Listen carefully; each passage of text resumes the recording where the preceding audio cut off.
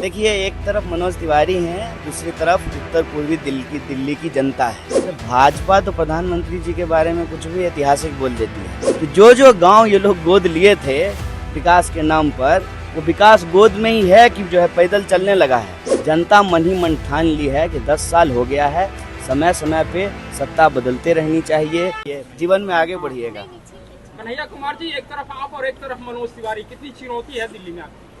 देखिए, एक तरफ मनोज तिवारी हैं, दूसरी तरफ उत्तर पूर्वी दिल्ली की जनता है। मैं नहीं हूँ। मैं यह बात इसलिए कह रहा हूँ कि आप वहाँ के लोगों से जब बात करेंगे तो वो सांसद महोदय के काम से बेहद नाराज़ हैं।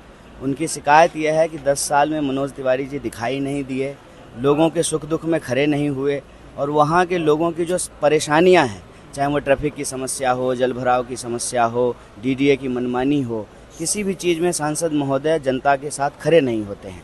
तो यह चुनाव जो है धीरे धीरे अब 2 पार्टी के बीच में नहीं है, 2 व्यक्ति के बीच में नहीं है, यह चुनाव एनडीए बनाम जनता हो गई है। सर, कल प्रधानमंत्री का रोड शो था पटना में और भाजपा वाले लोग दावा कर रहे हैं कि ऐसा ऐतिहासिक रोड शो हुआ है कि लोग देखते रह गए। और अरे, भाजपा तो प्रधानमंत्री जी के बारे में कुछ भी ऐतिहासिक बोल देती है।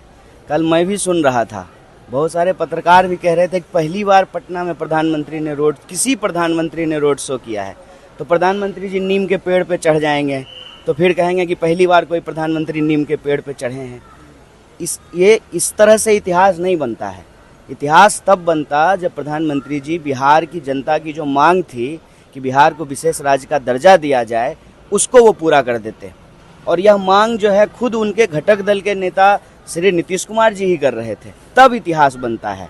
इस तरह से इतिहास नहीं बनता है कि आज प्रधानमंत्री जी जो है नीम के पेड़ पे चढ़ गए, परसों जो है प्रधानमंत्री पीपल के पेड़ पे चढ़ गए। इससे इतिहास बनता है। इतिहास तब बनता है जब कोई आप ऐतिहासिक फैसला लेते हैं, जब कोई आप ऐतिहासिक निर्णय लेते हैं। और जिसको वो ऐतिहासिक बता रहे थे, खुद उसके बारे में बोलना बंद कर दिए हैं।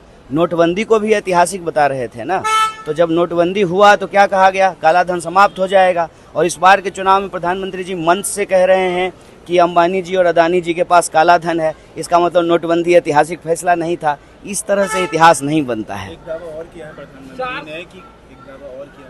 ने कल कि भाजपा और एनडीए के कमिटमेंट को बिहार की जनता देख रही है, आरजेडी और कांग्रेस के तुष्टीकरण को भी देख रही है। वही कमिटमेंट तो हम पूछ रहे हैं सर।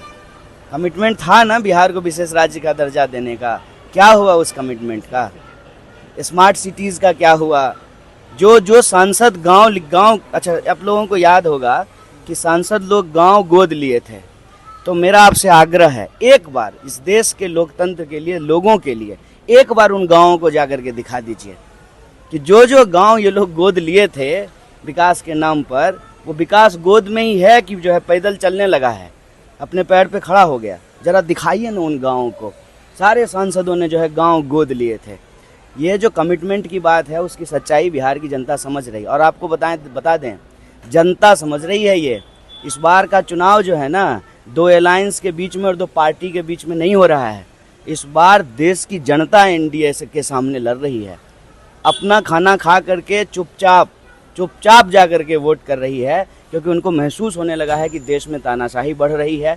और जिस तरह से बीजेपी सांसद का लड़का बूथ को कैप्चर करके हाथ में ईवीएम लेकर के वीडियो बना करके कहता है कि ईवीएम मेरे बाप का है, इसको जनता समझ रही है। इसीलिए मैं कह रहा हूँ कि हवाबाजी करने दीजिए, शोबाजी करने दीजिए। जनता मन ही मन ठान ली है कि 10 साल हो गया है, समय समय पे सत्ता बदलते रहनी चाहिए, रोटी पलटती रहनी चाहिए, नहीं तो रोटी जल जाती है और सत्ता निरंकुश हो जाती है। मुंगेर में आज वोटिंग के दरमियान जो है कुछ उपद्रवियों ने हंगामा किया है। कहा जा रहा है बीजेपी एनडीए की तरफ से कि राजद के लोग ऐसे ही उम्मीदवार खड़े करते हैं। गजब बात है। मैंने सरकार आप चला रहे हैं, लॉ एंड ऑर्डर आपके हाथ में है, गृह मंत्री आप हैं, पुलिस आपके अंडर में है, मतलब और ये आरोप जो है विपक्ष पे लगाएंगे हैं। लॉ एंड ऑर्डर की जिम्मेवारी तो सरकार की होती है। हालांकि मुझे इस घटना की जानकारी नहीं है, मैं एक जनरल बात कह रहा हूँ। कन्हैया कुमार जी, लगातार बातें आ रही थी कि आप बिहार से चुनाव लड़ेंगे, लेकिन जब बातें बिहार से चुनाव लड़ने की आती तो विधानसभा का चुनाव नहीं है ना, ये विधानसभा का चुनाव नहीं है ना, लोकसभा का चुनाव है ना। जब भी आप बातें करते हैं तो लोग यहाँ से बाहर भेज दिया। नहीं, बाहर देखिए, बाहर जाना तो देखिए अब हर बिहारी की जो है सच्चाई हो गई है। वो पढ़ने के लिए बाहर जाना पड़ता है, नौकरी करने के लिए बाहर जाना पड़ता है, वो एक अलग बात है। लेकिन ये चुनाव विधानसभा का चुनाव नहीं है, लोकसभा का चुनाव है और भारतीय राष्ट्रीय कांग्रेस विपक्ष की सबसे प्रमुख विपक्षी दल है और वो पार्टी जहां जिम्मेदारी वहां देंगे वहां चुनाव लड़ेंगे। दिल्ली भी देश में है, बिहार भी देश में है। भाजपा वाले लगातार कर रहे हैं इस बार 400 के पार, इस बारे में क्या कहेंगे? वो लगातार वे दावे कर रहे हैं। पेट्रोल का दाम बता रहे हैं